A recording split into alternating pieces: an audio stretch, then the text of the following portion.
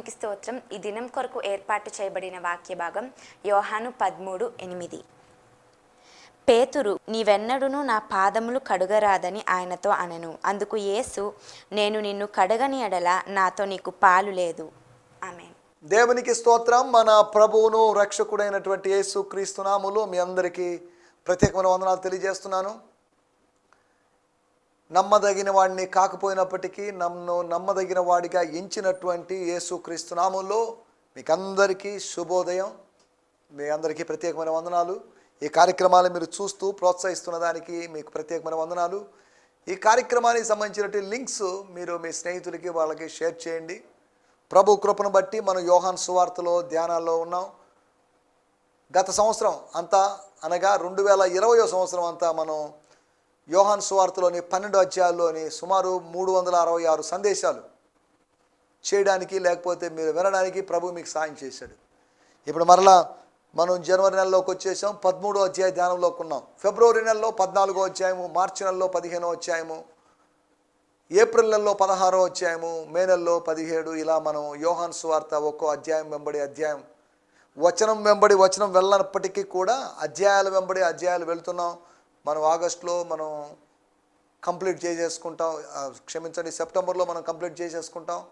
తర్వాత మళ్ళీ ఇంకా కొన్ని నెలల్లో యోహాను సువార్తలోంచి జనరల్గా ఒక్కో చాప్టర్ నుంచి మనం కొన్ని విషయాలు మాట్లాడుకొని ఈ సంవత్సరం అంతా కూడా యోహాను సువార్త ధ్యానాల్లో ఉందాం. తర్వాత ప్రభుచితమైతే 2022వ సంవత్సరం నుంచి మనం ఏదైనా లూకా సువార్త కానీ లేదంటే అపోస్తల కార్యంలో కానీ వీటిలోకి మనం వెళ్ళడానికి ప్రయత్నం చేద్దాం. సరే, దేవుని స్తోత్రం. హల్లెలూయా. ఈ సమయంలో మన ధ్యానం నిమిత్తమై యోహాను సువార్త 13వ అధ్యాయము 8వ వచనం. యోహాను సువార్త 13వ అధ్యాయము 8వ వచనం.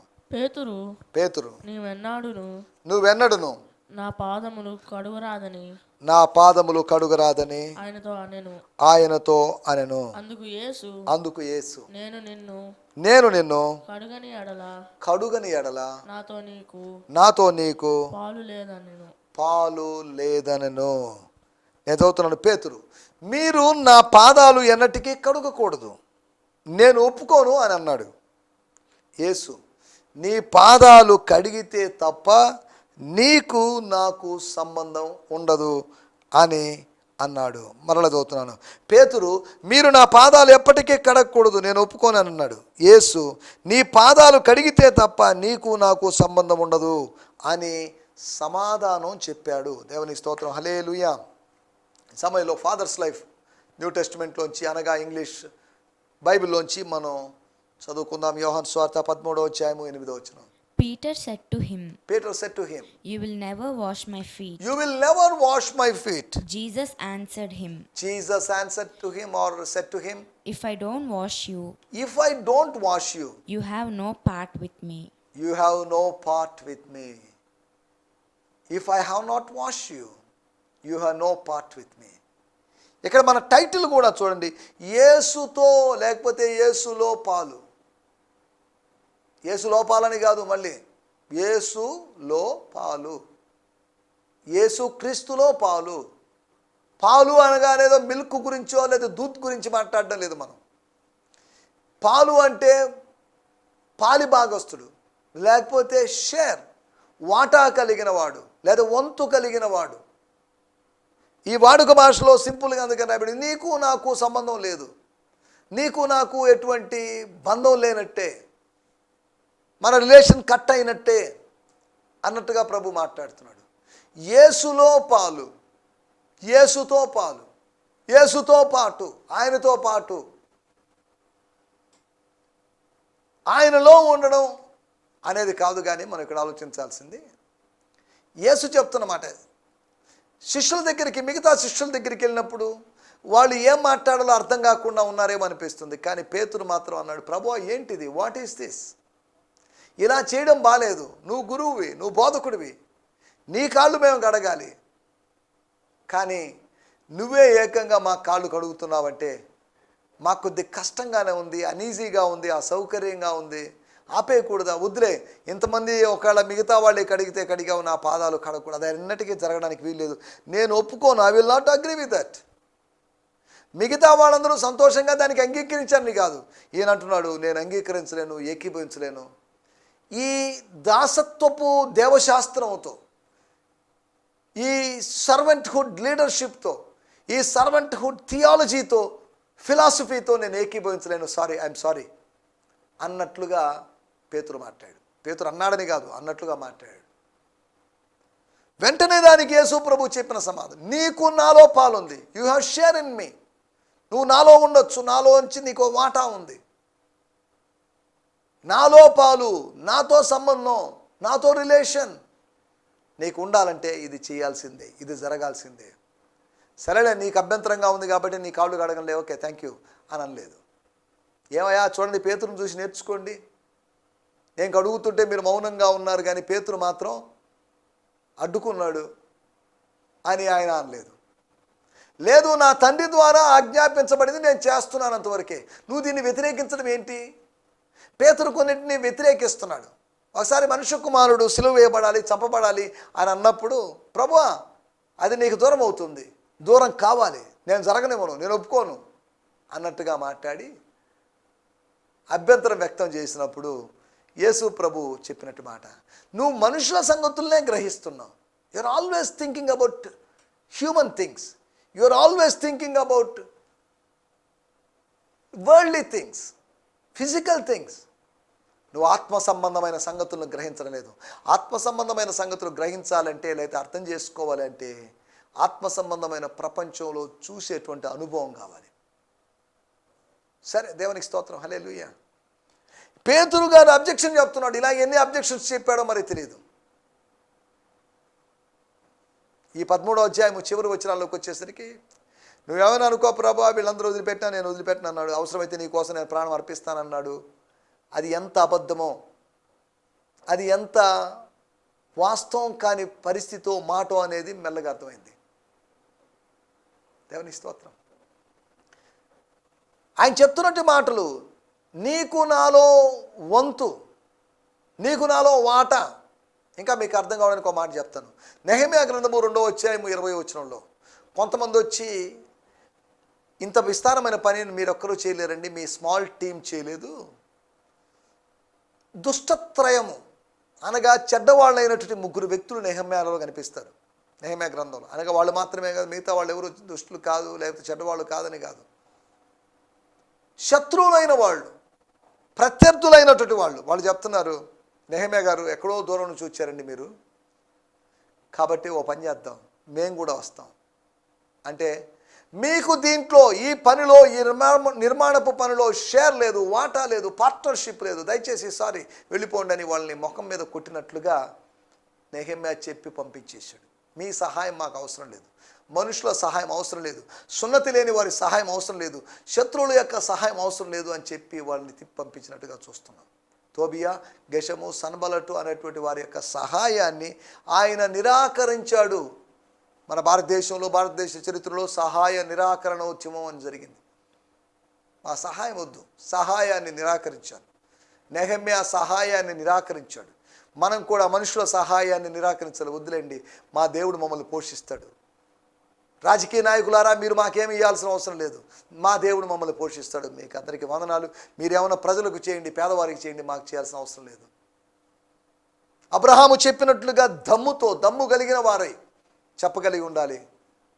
సొదొమరాజుతో, సార్ నాకేమొద్దు, ఒకవేళ నీ దగ్గర నుంచి నేను ఏదైనా తీసుకుంటే, నీ దగ్గర నూలు పోగు కూడా వద్దు నాకు, ఒకవేళ తీసుకుంటే రేపేదైనా రోజు నువ్వు క్లెయిమ్ చేసే అవకాశం ఉంది, చెప్పుకునే అవకాశం. అబ్రహాం ఇంత స్థాయికి వచ్చాడంటే కారణం ఎవరో తెలుసా? నేను డెవలప్ చేశాను. చాలామంది కూడా చెప్తాను, నేను పలాని పాస్టర్ని డెవలప్ చేశాను, పలాని సంఘాన్ని డెవలప్ చేశాను, పలాని వ్యక్తిని డెవలప్ చేశాను అనుకుంటున్నారు. ఒక వ్యక్తి మరొక వ్యక్తిని అభివృద్ధి చేయలేడు, డెవలప్మెంట్లోకి తీసుకొని రాలేడు. మనకు వృద్ధి కలుగు చేయాల్సింది, అభివృద్ధి కలుగు చేయాల్సింది దేవుడు మాత్రమే. అది మనం మర్చిపోకూడదు. సరే, దేవునికి స్తోత్రం. వాటన్నిటిలోకి మనం వెళ్ళలేదు, మన సమయం కొద్దిగా ఉంది కనుక. యేసులో పాలు, share in Jesus, or relationship with Jesus. యేసుతో మనకి ఇప్పుడు ఒక సంబంధం ఉంది. ఇంకా యేసుతో సంబంధం మన మరణంతో తెగిపోయేది కాదు, బ్రేక్ అయ్యేది కాదు. యేసులో పాలు, ఇలాంటి యేసుతో పాలు అనేటువంటి దాని గురించి మనం కొద్దిగా ఆలోచిద్దాం. 3 విషయాలు నేను మీకు త్వరగా జ్ఞాపకం చేస్తాను. రోమీయులకు రాసిన పత్రిక 8వ అధ్యాయము 17వ వచనము. Romans 8th chapter 17th verse. మనము పిల్లలమైతే మనం పిల్లలం కాదు కదా. మనం పిల్లలం ఏంటి? మనం ఆత్మ సంబంధంగా పిల్లలమైతే, పిల్లల వంటి వారిగా మారితే, లేకపోతే అలా మార్చబడితే మనము వారసులం, అనగా దేవుని వారసులం. క్రీస్తుతో కూడా మహిమ పొందుటకు ఆయనతో శ్రమ పడిన ఎడల క్రీస్తులో వారసులం. మనము దేవుని సంతానము కనుక మనము ఆయన వారసులం. క్రీస్తుతో సహవారసులం. మనము ఆయనలో కలిసి ఆయన తేజస్సును పంచుకోవాలనుకుంటే ఆయనతో కలిసి ఆయన కష్టాలను కూడా పంచుకోవాలి. పార్ట్నర్షిప్. ఒక బిజినెస్ ఆరంభించేటప్పుడు పార్ట్నర్షిప్లో దిగుతారు. ఇప్పుడు 10 లక్షలు కావాలి, ఒక పని చేయండి, మీరు ఒక 5 లక్షలు, నేను ఒక 5 లక్షలు వేసుకుందాం. ఇలాగా వాళ్ళు పార్ట్నర్షిప్లోకి వస్తున్నారు. అలాగే భగవంతునితో భక్తుడు పార్ట్నర్షిప్లోకి రావాలి. మనం భగవంతునితో కలిసి పనిచేయాలి, మనతో దేవుడు కలిసి పనిచేయాలి. మనం దేవుని యొక్క జత పనివారము అని రాయబడింది. మనం మనుషుల యొక్క జత పనివారం అని చెప్పబడినప్పటికీ కూడా, అనుకుంటున్నప్పటికీ కూడా మనము దేవుని యొక్క జత పనివారు. We are coworkers with God. దేవుని తోట, దేవుని పొలం, లేదా దేవుని వ్యవసాయమై ఉన్నాం, దేవునితో జత పనివారమై ఉన్నాం. నా సంస్థలో, నా సహవాసంలో ఉన్న వాళ్ళతో నేను జత పనివాడిని. మనం ఒకరికొకరు పనివాళ్ళం, కలిసి పనిచేసేవాళ్ళం. భార్యాభర్త సంసార జీవితంలో వాళ్ళ సంసార జీవితాన్ని నడిపించుకోవడానికి వాళ్ళు ఏ విధంగా కలిసి నడుస్తున్నారు, సేవా రంగంలో కూడా, సేవలో కూడా మనం కొంతమందితో కలిసి పనిచేస్తున్నాం. బ్రదర్స్ అయినా, సిస్టర్స్ అయినా, అయితే పిల్లలైనా, పెద్దోళ్ళైనా, ఆంటీలైనా, అంకుళ్ళైనా, వాళ్ళతో మనం కలిసి పనిచేస్తున్నాం.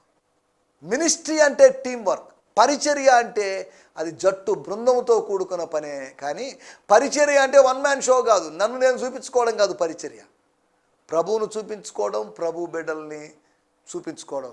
అవసరమైతే ప్రభు బిడ్డలతో పనిచేస్తూ ప్రభువును మాత్రమే ప్రదర్శింపజేయడమే పరిచర్య, అంతవరకే. కానీ నన్ను నేను చూపించుకునే ఎంత గొప్పనో తెలుసా, నాకు పలాంది ఉంది తెలుసా, నాకు అన్ని చోట్ల మినిస్ట్రీ ఉంది అని చెప్పుకోవడం కాదు అసలు సిసలైన పరిచర్య. సరే, దేవునికి స్తోత్రం, హల్లెలూయా. మొట్టమొదటి విషయం, శ్రమలో పాలు. శ్రమలు, కష్టాలు, నష్టాలు మనం ఆయనతో కూడా సహించాలి, ఆయనతో కూడా భరించాలి, ఆయనతో పాటు కష్టాలు అనుభవించాలి. అదేంటంటే ఆయన వెళ్ళిపోయాడు కదా, ఆయనతో పాటు ఎలా కష్టపడతాము, లేకపోతే ఆయనతో పాటు మనం ఎలా శ్రమ అనుభవిస్తాము?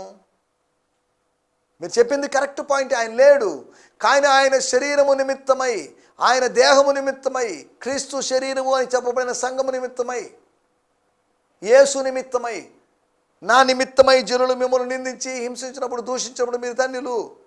సువార్త నిమిత్తమై, నీతి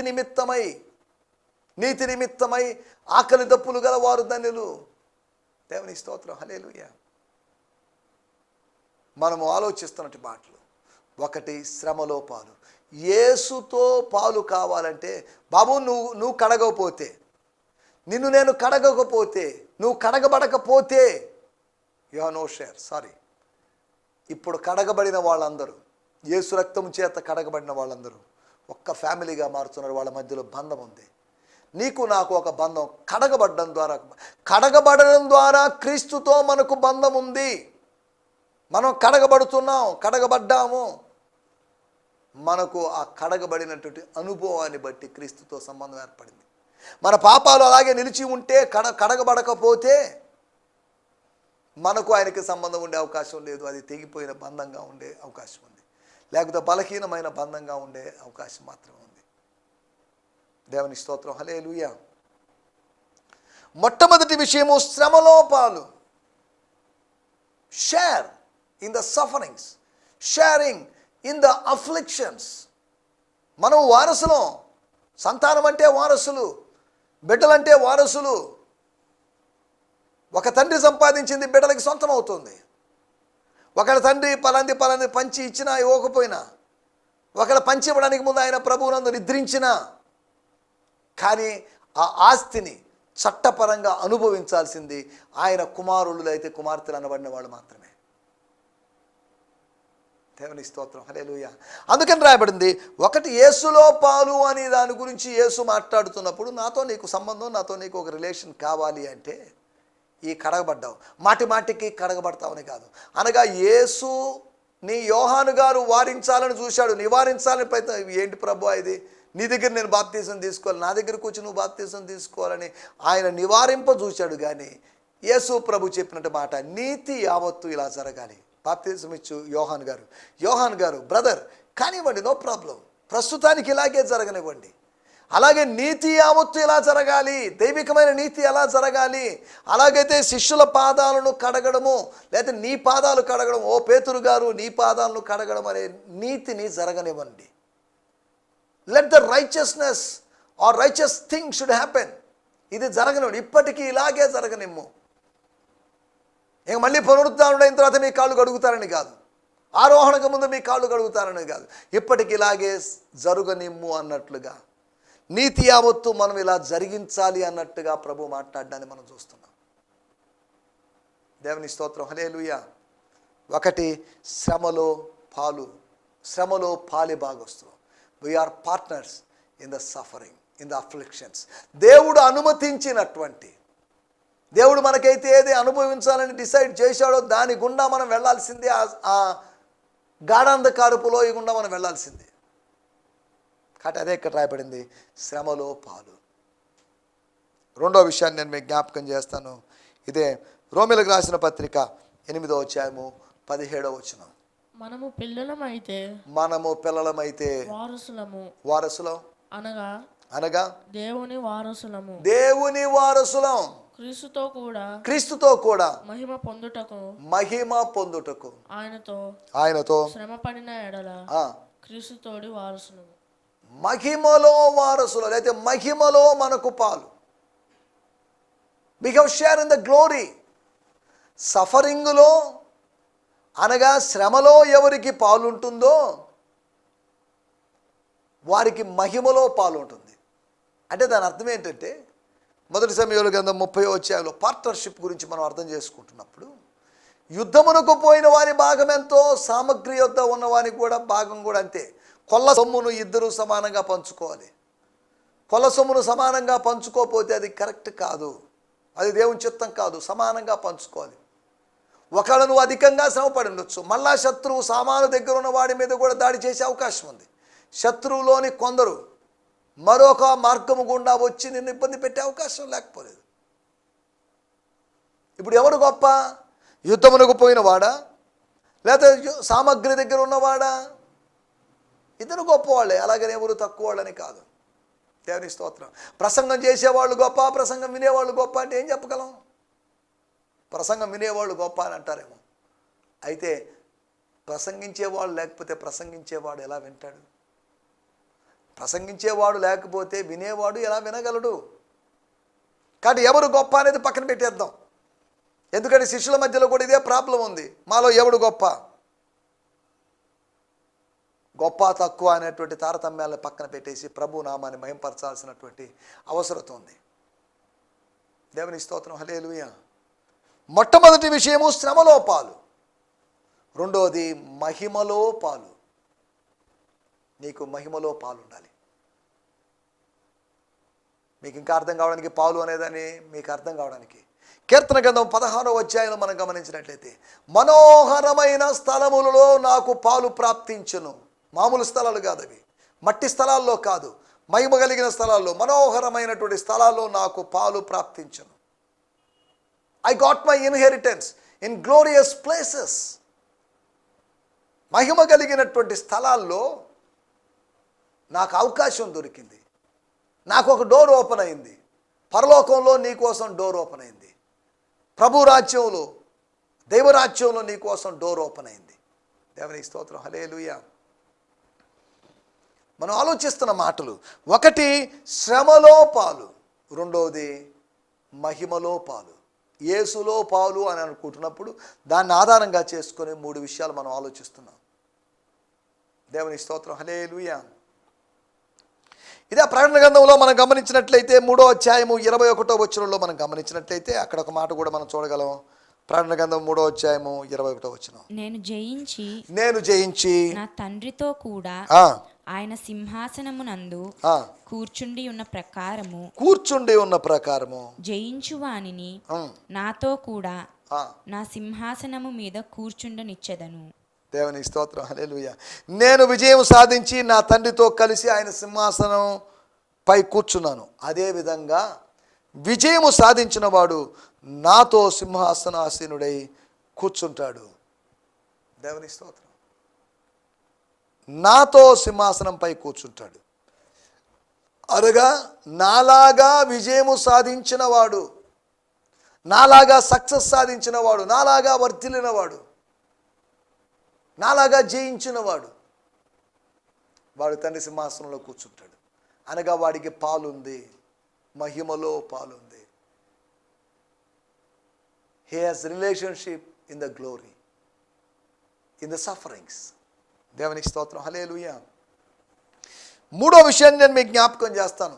ప్రకటన గ్రంథము 22వ అధ్యాయము 19వ వచనం. ప్రకటన గ్రంథం 22వ అధ్యాయం 19వ వచనం. ఎవరైనా సరే, ఏ కులమైనా ఏ మతమైనా సరే, ఈ ప్రవచన గ్రంథమందున్న అనగా ప్రకటన గ్రంథమందున్న లేకపోతే బైబిల్ మొత్తంలో ఉన్న ప్రవక్తల పుస్తకాల్లో ఉన్న పుస్తకాల్లో ఉన్న వాక్యములలో ఏదైనాను తీసివేసిన ఎడల దేవుడు ఈ గ్రంథములో వ్రాయబడిన జీవ వృక్షములోను పరిశుద్ధ పట్టణములోను వానికి పాలు లేకుండా చేయును. ఒకవేళ ఎవరైనా దీనికి ఏదైనా చేర్చితే గ్రంథములో రాయబడిన తెగుళ్ళు వారి మీదకి వస్తాయి. ఎవడైనా ఈ ప్రవచన గ్రంథంలోంచి ఏవైనా మాటలు తీసివేస్తే ఈ గ్రంథంలో వర్ణించబడిన జీవవృక్షములో పవిత్ర పట్టణములో అతనికున్న హక్కును దేవుడు తీసివేస్తాడు. అతనికున్న హక్కు, మన బర్త్ రైట్. దేవుని స్తోత్రం, hallelujah. Freedom is my birth right. స్వాతంత్ర్యం నా జన్మ హక్కు అని చెప్పబడినట్టు రాజకీయ నినాదం మనకు తెలిసింది, వాటిలోకి వెళ్ళలేదు. ఒకటి మనం ఇక్కడ ఆలోచిస్తున్న మాటలు, శ్రమలో పాలు మనకుంది అనగా దాని అర్థం ఫిలిప్పీ పత్రిక 1వ అధ్యాయం 30వ వచనంలో ఉన్నట్టుగా క్రీస్తు యేసు పక్షమున విశ్వసించడం మాత్రమే కాదు, ఆయన పక్షాన మనకు శ్రమ అనుభవించడం కూడా అనుగ్రహించబడింది, ఇవ్వబడింది. విశ్వసించిన వాడికి శ్రమలుంటాయి. క్రీస్తు యేసునందు సద్భక్తితో బ్రతకను ఉద్దేశించే వారికి శ్రమలు తప్పు, హింసలు తప్పు, బాధలు తప్పు, కష్టాలు తప్పు. రెండో విషయం, మహిమలో, పరలోకపు మహిమలో, నిత్య మహిమలో పాలుంటుంది. Glorification experience. కుమారుడు మహింపరచబడ్డాడు, కుమారుడు హెచ్చించబడ్డాడు. దేవుని స్తోత్రం, హల్లెలూయా. శ్రమలోను మహిమలోను పాలు. మూడో విషయము, రాజ్యములో పాలు, పరిశుద్ధ పట్టణం. యెరూషలేముని కాదు, నూతన యెరూషలేము. ప్రకటన గ్రంథం 21వ అధ్యాయం నూతన యెరూషలేముని గురించి రాయబడింది. భౌతికమైన యెరూషలేము పక్కన పెట్టేసింది. దాసత్వంలో ఉంది, శ్రమల్లో ఉంది, సమాధానం లేని పరిస్థితుల్లో ఉంది, సమరపు అనుభవంలో ఉంది. కానీ ఇక్కడ జీవవృక్షానికి హక్కు కలిగిన వారై, జీవవృక్షము కలిగినటువంటి పరిశుద్ధ పట్టణములో ప్రవేశం కొరకే హక్కు పొందిన వారై, లేదంటే టోకన్ పొందిన వారై, టికెట్ పొందిన వారై, ఎంట్రీ ఫీజు లేకపోతే ఎంట్రీ కార్డు పొందిన వారై, హక్కు కలిగిన వారై. దేవుని స్తోత్రం, హల్లెలూయా. అనగా మనం ఆలోచిస్తున్న మాట, యేసుతో పాలు అంటున్నప్పుడు యేసు అనుభవించిన శ్రమలలో పాలు. రెండవది, యేసు పొందినటువంటి మహిమలో పాలు. మూడవదిగా, యేసు యొక్క రాజ్యములో we have inheritance, we have portion. ఎక్కడ అంటే ఇన్ ద హోలీ సిటీ. దేవునికి స్తోత్రం, హల్లెలూయా. గార్డెన్ సిటీ లాంటి, లేకపోతే తోట లాంటి, ఏదేను లాంటి అనుభవంలో హక్కు కలిగిన వారై, ఆధిక్యత కలిగిన వారై మనం ముందుకు సాగుతామని దేవుని వాక్యం ద్వారా అర్థం చేసుకోవచ్చు. యేసులో పాలుందా? శ్రమల్లో పాలు పంపులు పొందుతున్నావా? ప్రభు రాత్రి భోజనంలో పాలు పంపులు ఓకే మంచిదే, కానీ దాని గురించి ఆలోచిస్తాం. కానీ శ్రమలలో, అంతేకాకుండా మహిమలో, మూడవదిగా మనం రాజ్యంలో, into his Kingdom. That's a final step, చివరి స్టెప్. అది ఏంటంటే పరలోక రాజ్యంలో ప్రవేశించడం. ఆ ప్రవేశం మీకు సమృద్ధిగా దొరుకునుగాక అన్నట్లుగా 2 పేతురు పత్రికలో 1వ అధ్యాయంలో పేతురు గారు మాట్లాడతారు. దేవుని స్తోత్రం. తలలోంచండి, చిన్న ప్రార్థన చేసుకుందాం. Just bow down your heads and close your eyes. విన్నట్టు మాటలు బట్టి నీకెవరిలో పాలు ఉంది? పరిశుద్ధుడైన మా దేవా, మీకు వందనాలు చెల్లిస్తున్నాం. మహోన్నతుడా, మహాగణుడా, మీరు మాకు వినిపించిన మాటల కొరకే మీకు వందనాలు. దేవా, మీకు వందనం చేయిస్తున్నాం. నేను నిన్ను కడగని ఎడల నాతో నీకు పాలు లేదు అనే మాటను ఆధారంగా చేసుకొని యేసులో ఉన్నటువంటి పాలని, యేసులో ఉన్నటువంటి పోర్షన్ని, యేసులో ఉన్నటువంటి ఆశీర్వాదాలను మేము గుర్తించగలడు సాయం చేయండి అయ్యా. మీకు వందనం చేయిస్తున్నాం. శ్రమలలో, మహిమలో, అంతేకాకుండా నాయన రాజ్యంలో, ఈ రాజ్యంలో ఆకలి దప్పులు లేనటువంటి అనంతమైనటువంటి ఆ రాజ్యంలో మేము హక్కు కలిగిన వారమై మేము ముందుకు సాగుతూ సాయం చేయమని అనుకుంటున్నాం. మీరు మాకు వినిపించిన మాటల కొరకే మీకు వందనాలు. ఈ మాటల ప్రకారం జీవించడం సాయం చేయమని సకల ఘనత, మహిమ, ప్రభావాలు మీకు ఆరోపిస్తాం. మా ప్రభువును ప్రేరక్షకుడైనటువంటి యేసుక్రీస్తు నామములోనే ప్రార్థించి అడుగుతున్నాం మా పరమ తండ్రి. ఆమేన్, ఆమేన్, ఆమేన్. దేవుని స్తోత్రం, దేవుని స్తోత్రం. మీ అందరికీ వందనాలు.